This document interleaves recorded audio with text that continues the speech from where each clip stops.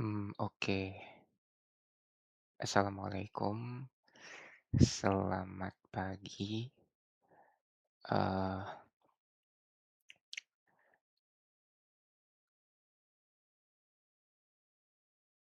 nah jadi sebenarnya ini adalah video pertama, eee, di channel ABS. Jadi channel ini sebenarnya dibuat untuk, lebih ke sharing kali ya, dan juga wadah untuk saya, eee, mendokumentasikan proses evolusi dan juga perkembangan dari awalnya dulu, eee, dari anak IPA waktu SMA, terus akhirnya memutuskan untuk ambil jurusan akuntansi. Jadi kita kembali ke topik video ini. Jadi durasi akan saya kurasi di 15 menit saja.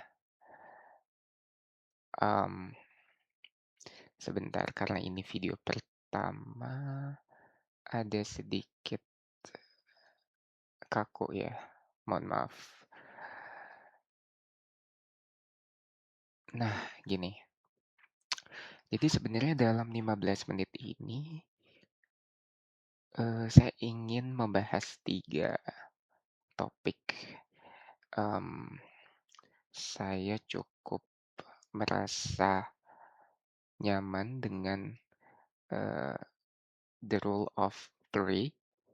Nah jadi, mmm, key points atau hal-hal yang ingin saya sampaikan saya bagi menjadi 3 bagian. Jadi untuk tema kenapa buat ABS, itu pertama dari sisi pengalaman kerja yang saat ini sudah 10 tahun, lalu nanti bagian keduanya itu ingin berdampak baik untuk penonton, jika ada yang nonton atau jika suatu saat, eee, channel ini menjadi lebih besar. Terus yang ketiga, relevansi sharing untuk belajar, gitu. Eee, oke, ini untuk yang topik pertama ya. Jadi pengalaman kerja sorry, untuk poin pertama, terkait pengalaman kerja yang sudah 10 tahun. Jadi, dulu itu saya mulai pindah ke Jakarta di 2016. Saya pertama kali bekerja di salah satu kantor akuntan publik juga, di daerah Kuningan. Di situ saya menghabiskan waktu 1 tahun. Jadi waktu itu posisinya saya masih menunggu, wisuda, tapi sudah dapat tawaran kerja. Akhirnya tanpa banyak mikir, saya coba aja karena, waktu itu bingung sebenarnya mau kerja apa. Habis itu, dari situ saya pindah ke kantor kedua. Di kantor kedua juga masih di kantor akuntan publik, itu masuk kategori Big Ten di daerah Sudirman. Nah, di sana itu saya juga belajar cukup banyak dan mulai merasa, "Oh, ini bedanya ya kalau dari kantor akuntan publik yang lebih kecil ke yang lebih besar," gitu. Dan di situ saya juga menghabiskan 1 tahun. Habis itu saya pindah ke kantor yang saat ini, di salah satu Big Four. Nah, di kantor ini saya mulai dari 2018. Lalu, saya bekerja juga waktu itu masih di bagian audit eksternal, di bawah, subdivisi assurance namanya. Lalu di sekitaran tahun 2023, eee, saya merasa cukup burnt out. Akhirnya saya mengajukan surat pengunduran diri. Kalau waktu itu di case-nya saya, selaku senior itu kita ada 1 month notice period. Nah, mmm, tanpa banyak pertimbangan waktu itu saya memang ingin menganggur dulu, ingin refleksi setelah bekerja terlalu lama gitu ya dan juga lelah waktu itu. Tanpa pikir panjang saya, mengajukan resign, tapi setelah itu di minggu kedua saya sempat dikontak sama salah satu consulting partner pada saat itu, eee, dan ajaibnya saya pindah divisi dari assurance ke consulting hanya dalam setengah hari. Jadi waktu itu, eee, salah satu partner consulting bilang, "Oh, coba kamu kirim lamaran aja ke salah satu partner consulting, mereka lagi butuh, eee, staff, lagi butuh lagi membuka rekrutmen, tapi kayaknya akan lebih bagus kalau kamu coba aja karena kan mumpung belum resign ya, jadi istilahnya internal transfer waktu itu." Lalu kalau nggak salah selang seminggu, saya dihubungi sama partner tersebut di interview sekitar 2 jam. After lunch, partner tersebut, mengirimkan email ke beberapa divisi, termasuk HR, bahwa saya sudah resmi bergabung dengan consulting. Jadi prosesnya cukup cepat dan dari sana sampai sekarang saya masih di consulting gitu. Nah jadi saya rasa dengan, eee, pengalaman yang tahun ini 10 tahun, saya rasa saya punya cukup banyak, bahan untuk bisa di-share dan dikembangkan untuk, teman-teman yang menonton gitu ya. Jadi itu poin pertama kenapa buat ABS gitu. Terus yang kedua itu lebih ke saya lagi banyak refleksi terkait dampak. Jadi poin kedua ini ingin berdampak baik sebenarnya untuk penonton. Karena jujur waktu awal lulus tuh kurang banyak spesifik yang waktu itu 2016 sosial media sudah marak tapi belum sebesar sekarang gitu ya. Eee,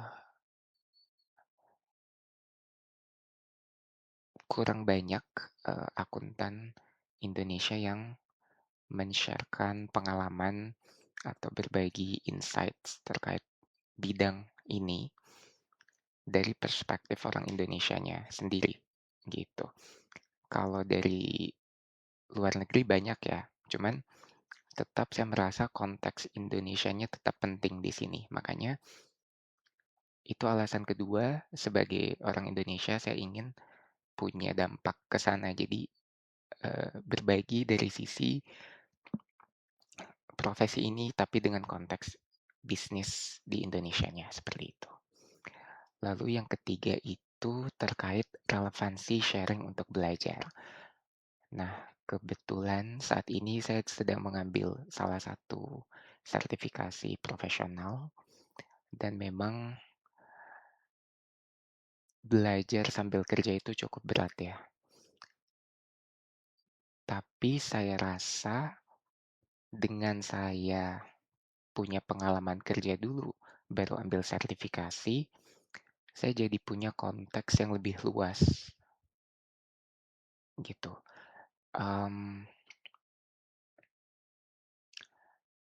dan dari membaca modul-modul yang sekitar 500 lembar ya, untuk satu subjek itu, saya menemukan dan jadi teringat kembali bahwa metode terbaik untuk belajar adalah dengan mengajarkannya kembali.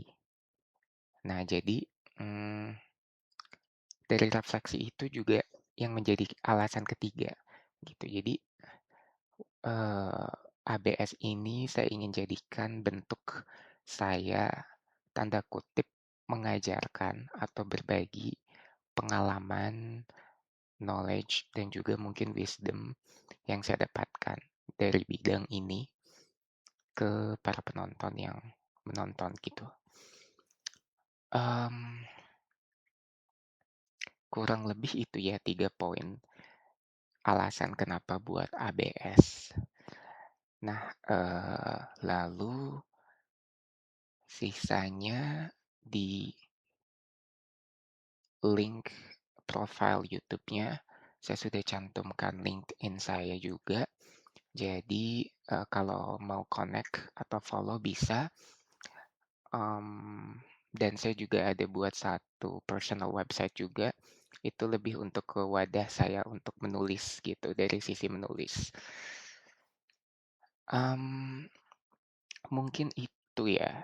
Jadi kalau mungkin saya simpulkan, 3 alasan utama kenapa buat ABS tadi. Pertama, pengalaman kerja yang 10 tahun. Yang kedua itu ingin berdampak baik kepada penonton. Dan yang ketiga itu relevansi sharing-nya untuk belajar, gitu. Jadi, at the end of the day, yang paling diuntungkan juga tetap saya. Karena dengan melakukan ini, saya bisa ilmu ini lebih lama dan juga ya tadi berdampak baik gitu. Karena kayaknya ujung-ujungnya kita semua tuh ingin punya rasa bermanfaat untuk orang lain, seperti itu. Mmm, ini sudah 12 menit, mmm, 3 menit terakhir, apa ya, mungkin cukup sih, karena attention span kita sekarang makin berkurang ya. Makanya saya coba membuat video itu max di 15 menit. Mungkin itu yang bisa saya sampaikan. Terima kasih kepada siapapun yang nanti menonton,